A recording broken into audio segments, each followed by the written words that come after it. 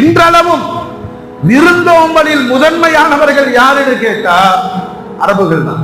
உலக வரலாற்றிலே இப்ராஹிம் அலைஹிஸ்ஸலாம் வழியாக வந்த அந்த விருந்தோம்பல் ஈமானிய சமூகத்திலே அது பரிமாறப்பட்டு இன்று வரையிலும் நம்ம சமூகத்துல பாத்தீங்கன்னா ஏதோ ஒரு வீட்டுல ஏதாவது ஒரு தாவத்து சொல்லுங்க நடந்துகிட்டே இருக்கு.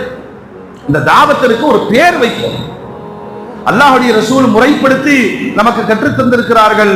விருந்துகள் என்பது அரபுகளுடைய சமூகத்தினுடைய வழக்கத்துல இந்த உம்மத்திற்கு வழமையாக்கப்பட்ட சில விருந்துகள், சுன்னத்தான விருந்துகள்.